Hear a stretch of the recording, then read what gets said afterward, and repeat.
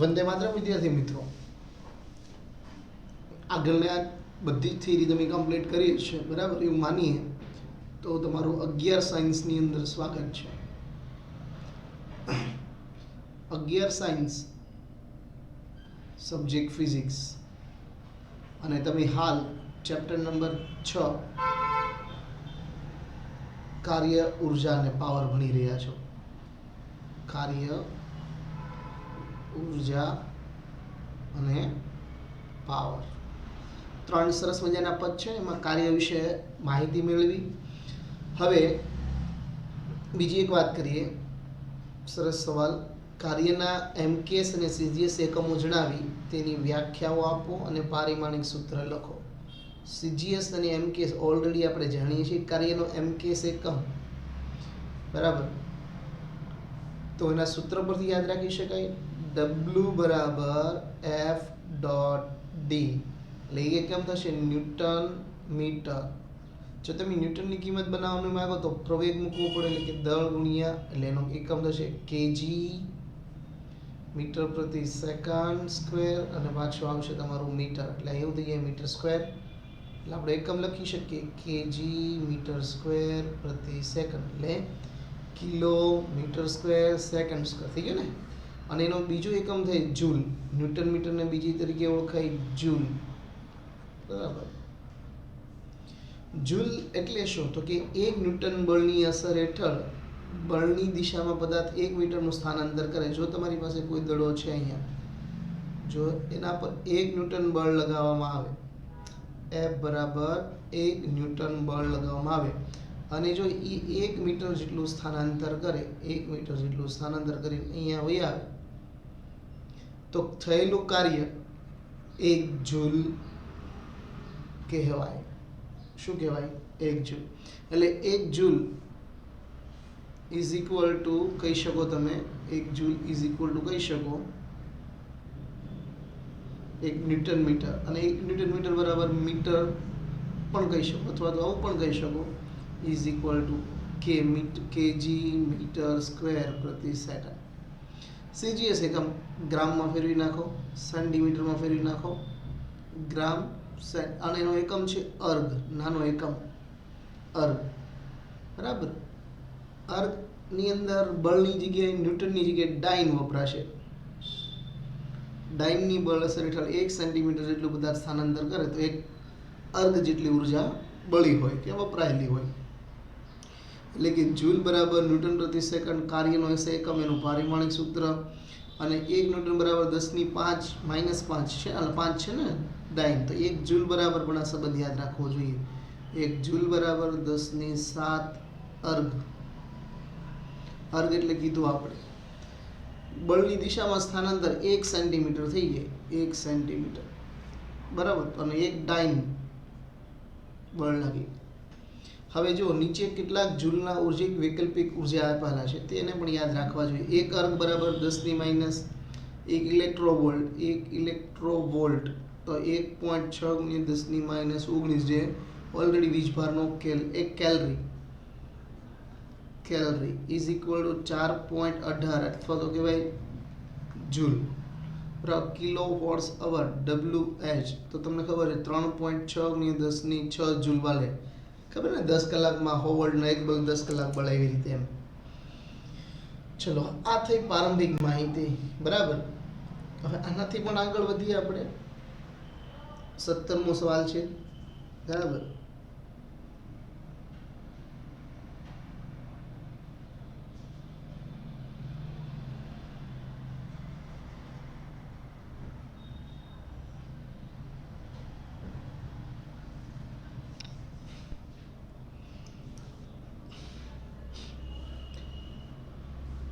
ગતિ ઉર્જાની વ્યાખ્યા આપો, એકમ, પારિમાણિક સૂત્ર લખો, અને તેનો ઉપયોગ કરી થતા કાર્ય જણાવો.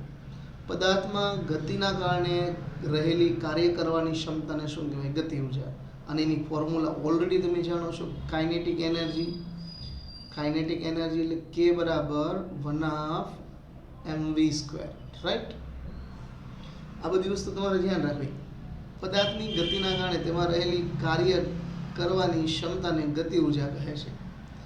પદાર્થ દળ અને તેના વર્ગના ગુણાકારના અડધા મૂલ્ય પદાર્થની ગતિ ઉર્જા કહે છે.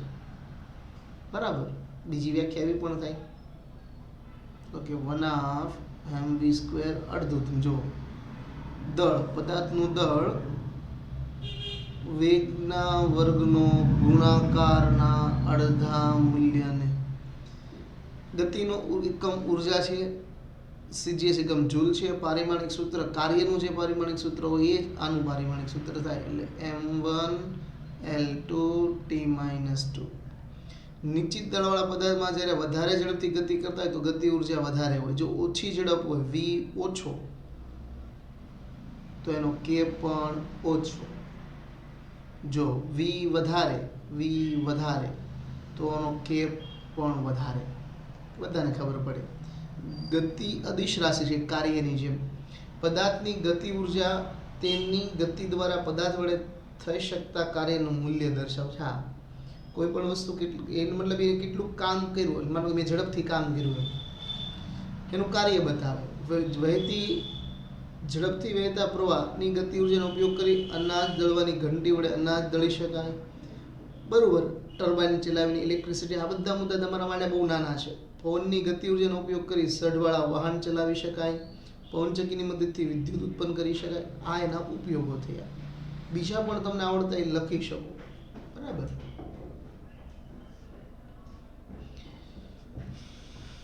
આગળ એક પરિમાણ વાળું ચલ બળ. યાદ રાખો, ચલ બળ વડે થતા કાર્યનું સૂત્ર મેળવો. ચલ બળ એટલે શું? આપણે પહેલા પ્રશ્ન થવો જોઈએ. ચલ બળ એટલે શું વળી? તો કે પદાર્થની ગતિ સ્થાન પર કે સમય પર કે બંને પર આધાર રાખે તો એને શું કહેવાય? ચલ બળ. અચળ બળ જોવા મળે મોટાભાગે જોઈ તે બહુ સામાન્ય રીતે મોટાભાગે ચલ બળ સાથે જ કામ કરવું પડે છે, બહુ ઓછા પ્રમાણમાં ચલ.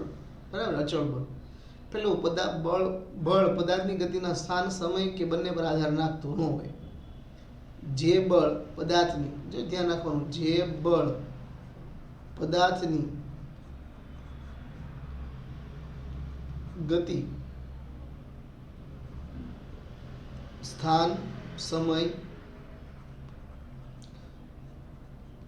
આધારિત ન હોય એવું એક બળ, જેમ કે સ્પ્રિંગની અંદર હોય. એક પરિમાણમાં ચલ માટે જો f વિરુદ્ધ x નો આલેખ જોઈએ આપણે.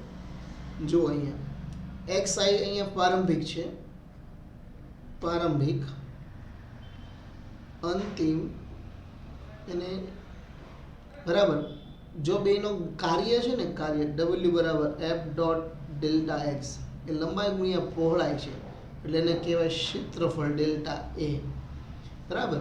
એટલે એ નાના નાના ક્ષેત્રફળની અંદર વિભાજિત કરેલું છે. જો સ્થાનાંતર ડેલ્ટા x સૂક્ષ્મ હોય, શરત છે, તો સૂક્ષ્મ સ્થાનાંતર દરમિયાન ચલ બળ f લગભગ અચળ હોય. મતલબ થોડાક ફેરફાર માટે એક પોઈન્ટનો ફેરફાર કરવાથી કંઈ વધી નથી જવાનું.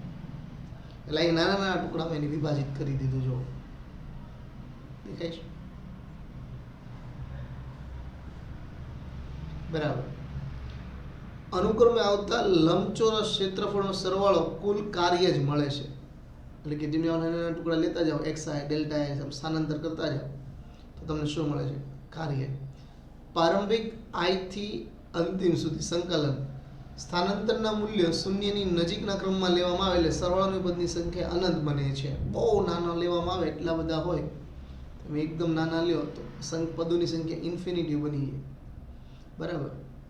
તો સરવાળાનું મૂલ્ય આલેખના ક્ષેત્રફળના મૂલ્ય જેટલું જ, સરવાળાનું મૂલ્ય ક્ષેત્રફળના મૂલ્ય જેટલું થાય. એટલે કે w is equal two limit, એટલે એનું એક ફોર્મ્યુલા છે જે આપણે યાદ રાખવાનું છે. w ઇઝ ઇક્વલ ટુ ઇનિશિયલીથી ફાઇનલ સુધી તમારો જવાબ રહેશે dx. આ સૂત્ર છે. બસ આવું થવાનું કારણ છે લક્ષ લીધું અને સિગ્માનો ગુણાકાર કરો એટલે કે એમાં ફરી જાય dxમાં. ડેલ્ટા x શૂન્યને અનુલક્ષીને સરવાળો એટલે કે ચલિત બળ વડે થયેલું કાર્ય બળ અને સ્થાનાંતર પર નિયત સંકલન વડે મેળવી શકાય. કોના વડે મેળવી શકાય? નિયત સંકલન વડે મળે છે. બરાબર. એ સૂત્ર જોઈએ. નાનો એવો સવાલ હતો 2 માર્ક્સમાં. હવે એમનો ઉપયોગ કરશો આગળ. મોસ્ટ ટાઈમ બી સવાલ. એક પરિમાણમાં ગતિ કરતા પદાર્થ પર ચલ બળ માટે કાર્ય ઉર્જા પ્રમેય લખો. બરાબર. એક પરિમાણ માટે x દિશામાં ગતિ કરતા પદાર્થનું દળ m અને ઝડપ v હોય તો ગતિ ઉર્જા ખબર જ હોય ને. જો એક વસ્તુ હોય એમનું દળ હોય m, વેગ v હોય તો એમની ગતિ ઉર્જા શું થાય? તો કે 1/mv². આ એની ગતિ ઉર્જા.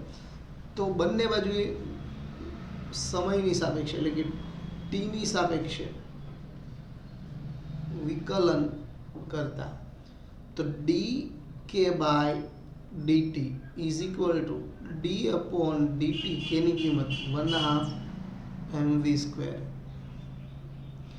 1/2m cross v. અહીંયા વિકલ સંકલન શું થશે? 1/2m તો કોમન એટલે v² આગળ આવશે, 2 એક ઘાત ઓછી થશે એટલે 2 કેન્સલ એટલે હું આવ્યું mv. બરાબર. પણ અહીંયા જો અને પાછળનું વિકલન શું થશે? dv/dt. ઉડાડી કાઢો, 2 કેન્સલ એટલે mv dv/dt dk/dt. આ પદ આવી ગયું. બરાબર. હવે જો dv/dt ને જોવા જાવ તો શું થઈ જાય? પ્રવેગ થઈ જાય. તો પ્રવેગ ઇઝ ઇક્વલ ટુ dv/dt. એટલે આ પદ આપણે મેળવી દીધું છે. હવે એ પદની અંદર જો ma બરાબર f મૂકી શકાય અને v બરાબર dx મૂકી શકાય. સરસ વાત છે ભાઈ. તો કે v એ સ્થાનાંતરનું એક વખત વિકલન છે, વેગનું વિકલન, પ્રવેગ એક વખત થાય, સ્થાનાંતરનું વેગ એક વખત થાય એટલે શું થયું? f dx/dt થયું. તમે નિહાળી શકો છો અહીંયા. તો કેન્સલ કરી કાઢીએ આપણે dk/dt. તો લખી શું શકાય? સમયનો ફેરફાર. તો કે dk is equal two f dx. તો કે ગતિ ઉર્જા એ કાર્ય બરાબર જ થઈ છે.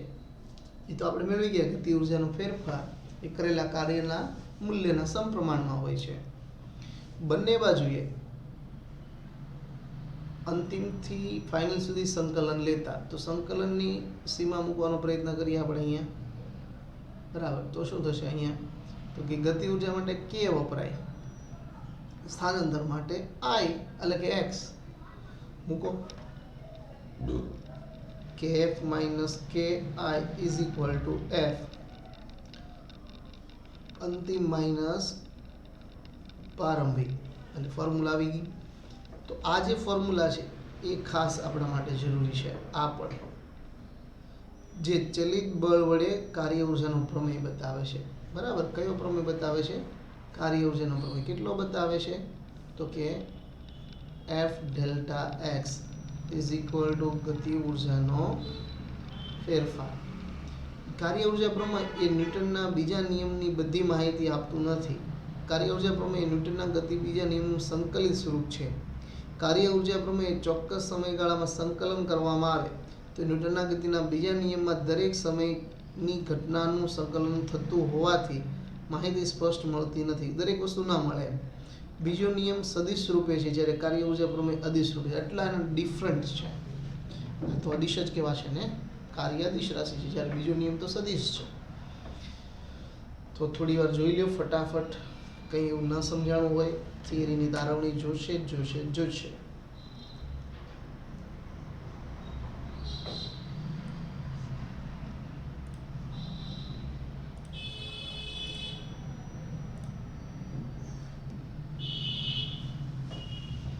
કાર્ય ઉર્જા પ્રમેયની અગત્યતા.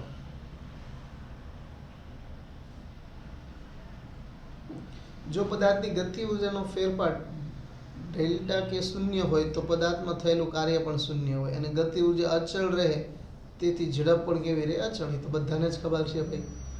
ડેલ્ટા કે 0 તો ડેલ્ટા કે બરાબર f ડેલ્ટા x. તો એનો મતલબ કે આના બરાબર w પણ 0 થઈ જાય. જો બીજું એવું ઉદાહરણ તમે ક્યાં મેળવી શકો? તો કે નિયમિત વર્તુળાકાર ગતિ કરતા કણની ઝડપ અચળ હોય અને કાર્ય કેવું હોય? શૂન્ય. શું કામ? તો કે લંબ હોય છે બંને, સ્થાનાંતર નહીં બધું. પદાર્થનું સ્થાનાંતર બળની દિશામાં હોય કે સ્થાનાંતર બળની દિશામાં કોઈ ઘટક હોય તો પણ કાર્ય પદાર્થની ગતિ ઉર્જામાં વધારો કરે. પદાર્થ પર થયેલું કાર્ય થાય તો પદાર્થની ગતિ ઉર્જામાં શું વધારો કરે? તો સ્વાભાવિક છે, બેની દિશા એક હોય તો. જો વિરોધી હોય અથવા એનો કોઈ પણ સ્થાનાંતરને બળની દિશાનો વિરુદ્ધ કોઈ ઘટક હોય, અહીંયા પણ ઘટક જ હતો, અથવા બળની દિશામાં હોય સ્થાનાંતર ને વિરુદ્ધ દિશા, તો પદાર્થ વડે થયેલું કાર્ય કહેવાય. બરાબર. અને ગતિ ઉર્જામાં શું કરે? ઘટાડો. હા, જેમ કે બ્રેક મારવાની ઘટના, ગુરુત્વાકર્ષણ હેઠળ ઊંચે ફેંકેલો પદાર્થ પાછો નીચે આવે, ઉપર ફેંકો તો ગુરુત્વાકર્ષણ એને ખેંચે અથવા એને ઉપર જવા દે, પણ અમુક હદ સુધી જવા દે પછી પાછો વાળે. બરાબર. ધરતીકંપ થવાનું કારણ જણાવો. બહુ સામાન્ય વસ્તુ છે.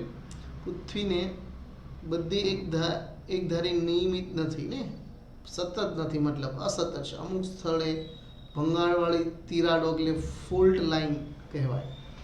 આ તિરાડો પૃથ્વીના પોપડાની વચ્ચે દબાયેલી સ્પ્રિંગની મારફત કામ કરે છે, જે મોટી સ્થિતિ ઉર્જા ધરાવે છે. આવી તિરાડો એકબીજા સાથે ગોઠવવાનો પ્રયત્ન કરે ત્યારે પૃથ્વીનો પોપડો હલે, જેને ધરતીકંપ કહેવાય. આપણે આ ચેપ્ટર પ્રમાણે સમજાવવાનું છે.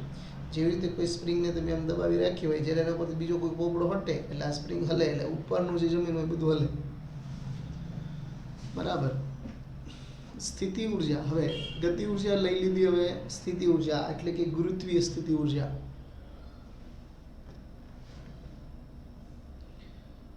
સ્થિતિ ઉર્જા એટલે શું? ગુરુત્વીય સ્થિતિ ઉર્જા સમજાવો. બરાબર.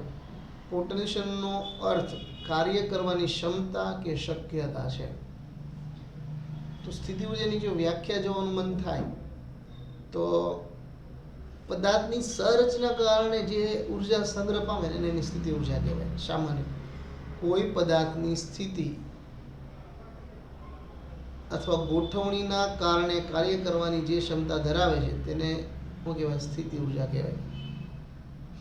પદાર્થની સ્થિતિ અથવા ગોઠવણીનો ફેરફાર કરવાથી સ્થિતિ ઉર્જામાં ફેરફાર થાય. જેમ કે પદાર્થ જમીન ઉપર પડ્યો છે, થોડી ઊંચાઈ પર લઈ જાઓ, બરાબર, અને થોડી નીચે ઊંચાઈ, થોડી નીચે, તો અલગ અલગ તમને જોવા મળશે ને એની સ્થિતિ ઉર્જા હાઇટના કારણે.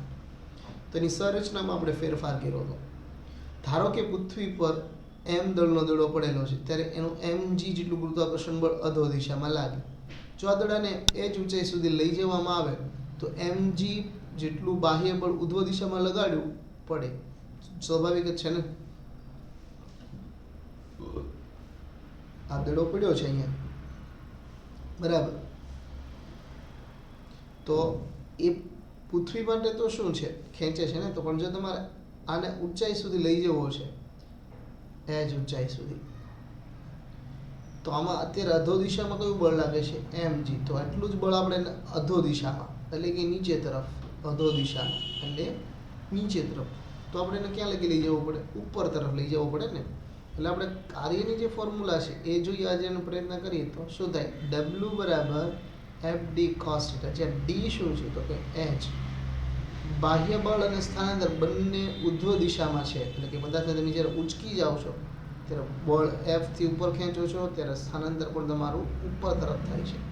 તો ખૂણો કેવો બનશે? થીટા. કિંમત મૂકો, બરાબર, અને F ની કિંમત કેટલી રહેશે? તો કે mg જેટલું બળને ઉંચકી જાઓ છો એટલે mg h cos. W બરાબર સ્થિતિ શું આવી? તો કે U અથવા W બરાબર mg h. બરાબર. આટલું કાર્ય પદાર્થમાં ગુરુત્વાકર્ષણ સ્વરૂપે સ્થિતિ સ્વરૂપે સંગ્રહ પામેલું હતું, જેમ સ્પ્રિંગને દબાવીએ.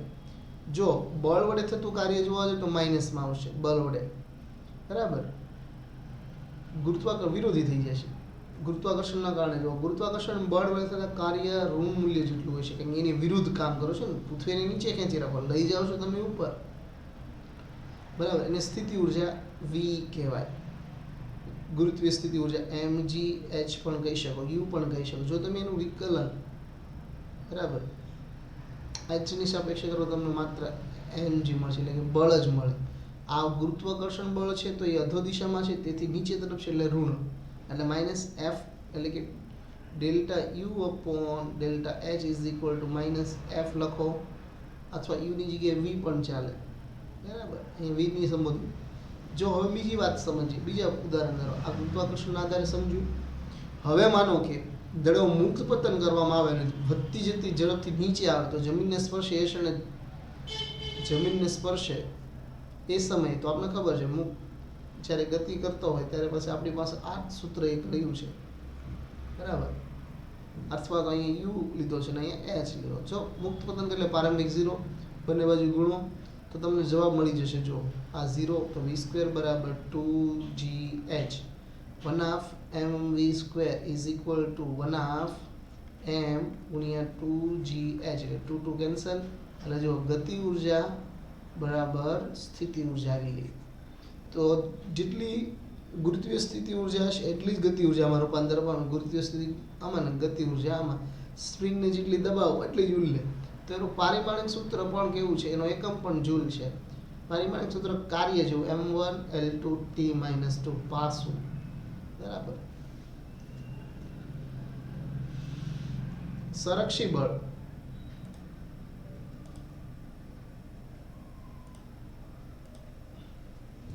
અસંરક્ષી બળ ઘણી વાર આપણે નામ સાંભળ્યા હતા, હવે આજે ભણી લઈએ. સંરક્ષી બળ, અસંરક્ષી બળ, સંરક્ષી ક્ષેત્ર, અસંરક્ષી ક્ષેત્ર. કંઈક નથી, બહુ સરસ વ્યાખ્યા છે. સિમ્પલ વાત કરું કે સંરક્ષી બળ એટલે જેની પાસે ક્ષેત્ર હોય એ બધા સંરક્ષી. વિદ્યુત, ચુંબક, ગુરુત્વ, મતલબ એ કેવું કામ કરે, મતલબ સ્થાન પર આધાર રાખે, બરાબર. જો તમને સમજાવું, જે બળ વડે થયેલું કાર્ય ફક્ત પ્રારંભિક અને અંતિમ સ્થાન પર આધાર રાખે તેવા ગતિમાર્ગ પર આધાર રાખતું ન હોય તો આને બળને સંરક્ષી બળ કહેવાય. અને બળ ક્ષેત્રને સંરક્ષી ક્ષેત્ર જ કહેવાય. સમજાવીએ આપણે. દાખલા કે અહીંયા એક ડોલ આ દડો પડ્યો છે એને અહીંયા લઈ જાઓ તો તમે સીધો લઈ જઈ શકો. ઘણી વાર શું કરે, આમ ત્રાહો કોક લઈ જાય, ઘણા વળી આમ કરી આમ કરી આમ સુધી લઈ જાય. તો બધામાં કાર્ય કેવું થાય, સરખું. તો આને સંરક્ષી કહીએ. પૃથ્વી બધા પર હરખી ઊંચાઈ પર હરખું લગાવતી હોય એટલે પણ સ્થાન પર આધારિત હોય, માર્ગ પર નહીં. જ્યારે અસંરક્ષી બળ જે બળ વડે કાર્ય કે ગતિ ઉર્જા કે ગતિપથ તેના વેગના ઘટકો પર આધાર રાખતું હોય એને અસંરક્ષી બળ કહેવાય. જેનું ઉદાહરણ છે ઘર્ષણ બળ.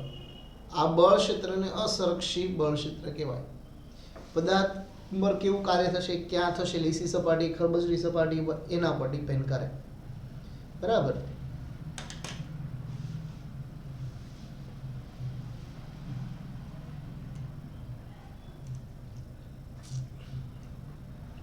નવો સંબંધ.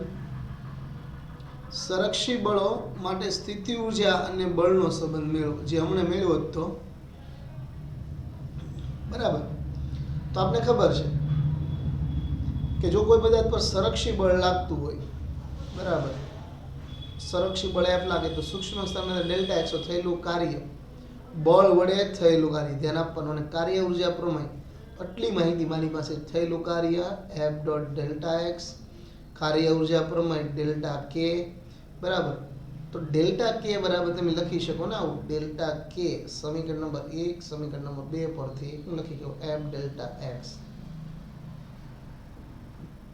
જો યાંત્રિક ઉર્જા સંરક્ષણના નિયમ અનુસાર ગતિ ઉર્જા કુલ ઉર્જા E is equal two k plus u અચળ એટલે કે શૂન્ય હોય, વિકલનમાં 0 કિંમત મૂકો f માઇનસ v આ સાઈડ આવી જાય તો આ 0 છે. Delta k plus delta u, delta k ની કિંમત f delta x delta u 0 તો શું થશે તો કે f ડેલ્ટા x બરાબર માઇનસ ડેલ્ટા u અથવા v કરતા બનાવી દો એટલે તમારું પદ મળશે. આ કિસ્સામાં સ્થિતિ ઉર્જા સ્થાનાંતરની સાપેક્ષે વિકલનનું ઋણ મૂલ્ય લેવાથી બળ મળે એવું બતાવે છે કે f કેવી રીતે મળતું કે માઇનસ ડેલ્ટા u અથવા તો v અપોન ડેલ્ટા x સ્થાનાંતરની સાપેક્ષે. સ્થિતિ ઉર્જા ઉપર જે છે સ્થિતિ ઉર્જાનો સિમ્બોલ છે તો બળ મળે. જો તમે એને જવાબ આવી રીતે પણ લખી શકો minus delta u by x અથવા તો માઇનસ v, કે સ્થિતિમાન હોવાથી એને વી કીધો છે. બરાબર. સંરક્ષી બળની સાબિતી કરો તો તમને આવી રીતે પણ પૂછે, સાબિતી આપો. આરામથી આપી શકે. પાછું હતું એનું એ બધું લખવાનું, પ્રૂફ કરી દો. એટલે આ નવો સવાલ એનો એ સેમ ટુ સેમ. બરાબર. તો આ રીતે પણ પૂછાય. યાંત્રિક ઉર્જાનો સંરક્ષણનો સિદ્ધાંત મેળવીને લખો. મોટો સવાલ છે, આપણે નેક્સ્ટ લેક્ચરમાં એને લેવાનો પ્રયત્ન કરશું. અથવા તો હું તમને હોમવર્કમાં પણ આપી શકું એવો છે સરસ મજાનો સવાલ. બરાબર. એક હોમવર્કમાં મેળવી આપણે આપીએ અને તમે મહેનત કરતા થઈ જાઓ.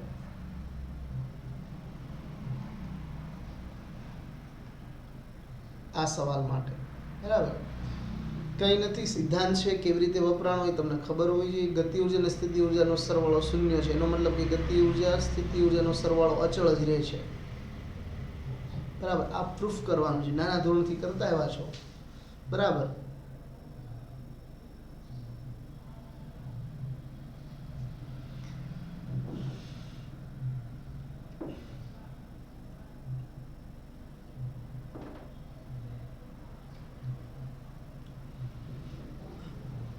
ઘર્ષણ બળોની અંદર કેવું થાય કે પદાર્થ ગતિ દરમિયાન ઘર્ષણના કારણે ઉષ્મા ઉર્જા ઉત્પન્ન થાય, જેથી એનો વેગ ઘટે એટલે ગતિ ઉર્જા ઘટે. પરિણામે યાંત્રિક ઉર્જા સંરક્ષણનો નિયમની અંદર કંઈક વધારો થાય. બરાબર. એટલે ક્યુ જ્યાં ઘર્ષણના કારણે વેગ પામતી ઉષ્મા ઉર્જા છે. ઉષ્મા ઉર્જા, ટાયરને ગરમી લાગવી. બરાબર. તો હંમેશા યાદ રાખવું, સંરક્ષી બળ હેઠળ યાંત્રિક રીતે અલગ કરેલા તંત્રમાં હંમેશા યાંત્રિક ઉર્જા અચળ હોય, જ્યારે અસંરક્ષીમાં અચળ હોતી નથી. બસ એટલો જ ભેદ જોવાનો હતો. તો ઈચ્છા રાખીશ કે આ સવાલ તમે બનાવશો જાતે અને વ્યવસ્થિત લખશો. બરાબર. Thank you. જય હિન્દ. વંદે માતરમ.